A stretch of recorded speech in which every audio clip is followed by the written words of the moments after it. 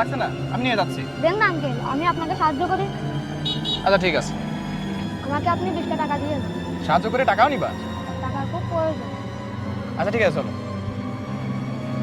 তো টাকা কি করবি? এই একটু দরকার আর কি। কি দরকার সেটা তো বলে। ওই মাদ্রাসার বেতন দিতে হবে। ও আচ্ছা, তোর বাড়িতে কে কে আছে? বাড়িতে শুধু আমার দুস্থ দাদু আছে। তো সকাল থেকে কয় টাকা ইনকাম করলি? এই 120, আপনি দিলে 140 টাকা হবে। তো জীবনে বড় হয়ে কি হবি? কোনো টার্গেট আছে? আমি কোরআনের হাফেজ হতে চাই।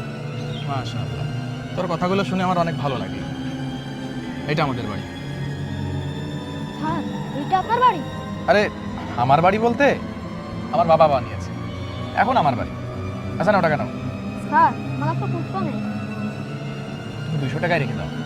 স্যার, আপনার কাছে আমি 20 টাকা চাইছিলাম। তোমার কথাগুলো আমার কাছে খুব ভালো লেগেছে, এই জন্য খুশি হয়ে 200 টাকা দিলাম। ধন্যবাদ স্যার। দাঁড়াও, তোমার নাম কি জানো? স্যার, আমার নাম ইমন। আর তোমার মাদ্রাসার নাম কি? আমি নূরে মাদিনা হাফিজি মাদ্রাসায় পড়ি। আসসালামু আলাইকুম। ওয়ালাইকুম আসসালাম। আমি খুব চেষ্টা করলাম, কিন্তু ওর বেতনের সব টাকা আমি গুছাতে পারিনি।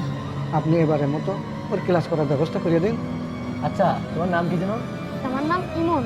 ঠিক আছে, দাঁড়াও। এই কি, ওর তো সব বেতন ক্লিয়ার করা আছে। আর এই যে ওর নামে নতুন কোরআন শরীফও কিনা আছে। কিটা টাকা দিল? তা তো বলতে পারলাম না, কিন্তু এখানে তারিখ দেখাচ্ছে গতকালকেই কে যেন এসে সব টাকা পরিশোধ করে গিয়েছে।